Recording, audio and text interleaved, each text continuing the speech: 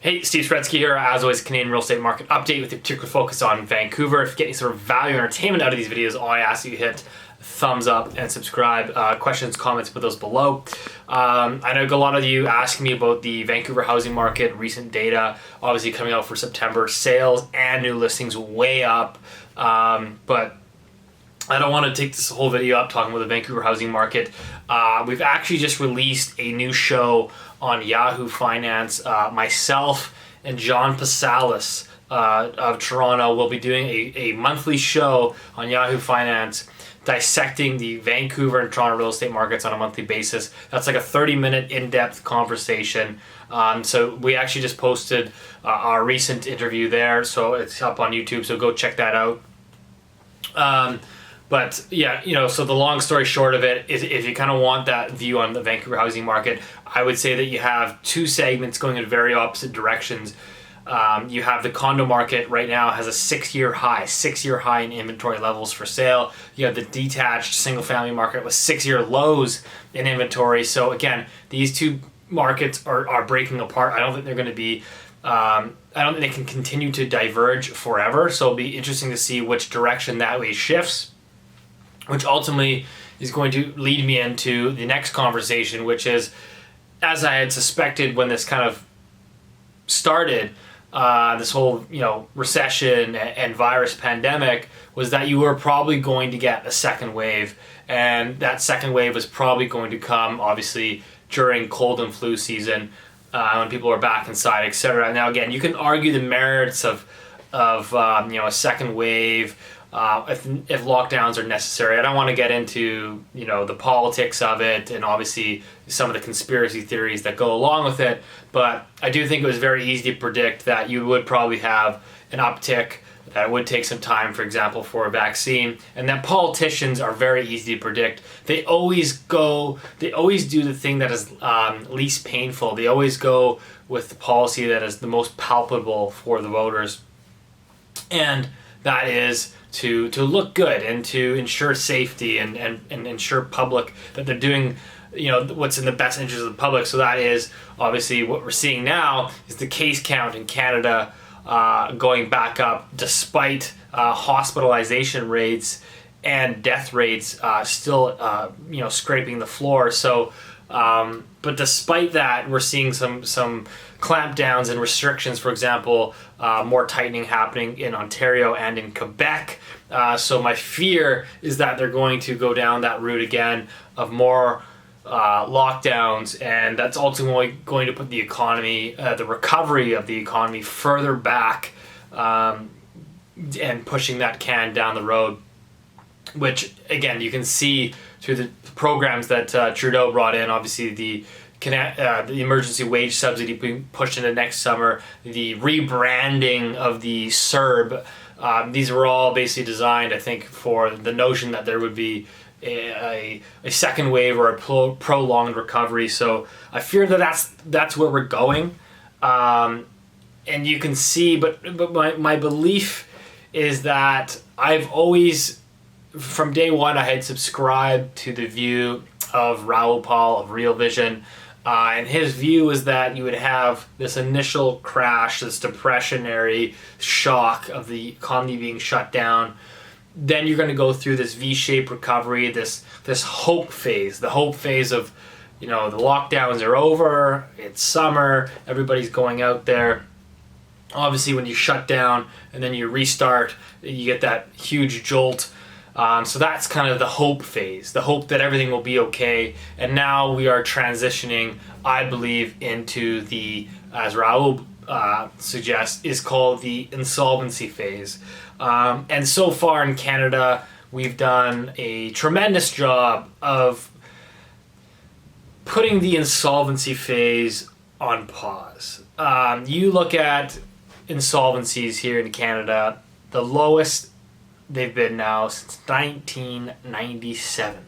So despite a sharp, deep recession, massive unemployment, you've seen this pause and this huge drop off in insolvencies, which we clearly know is not sustainable. But thanks to credit card, mortgage payment deferrals, etc., and help from the Liberal government, this has created this illusion that this can be sustained. And I suspect that now we're entering into the insolvency phase, along with that sort of second wave of infection. And you can start to see it, for example, in some of the restaurant data.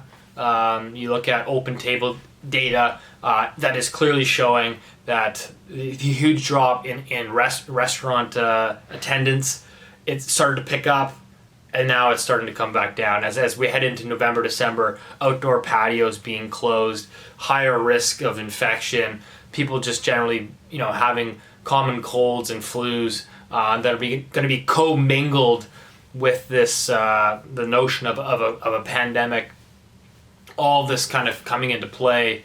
And then you can also see this in the labor market as well.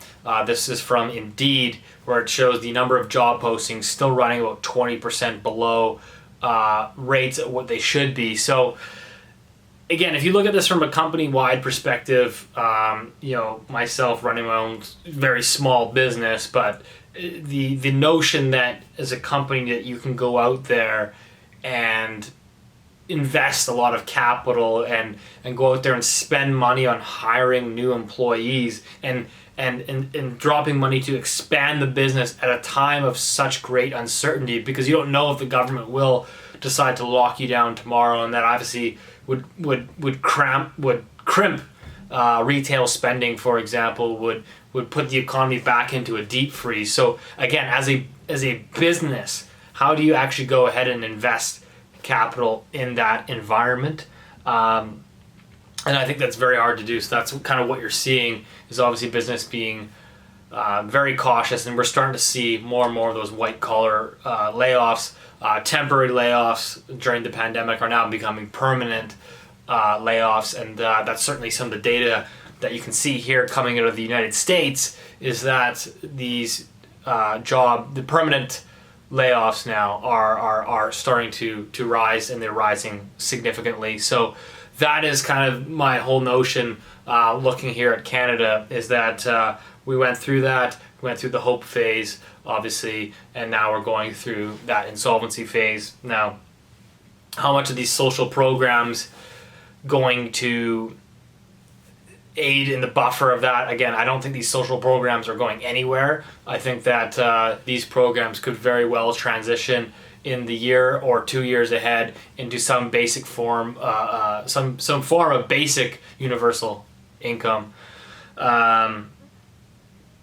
And that's kind of my thoughts on that. And so that's going to be interesting to see how that obviously plays into the housing market.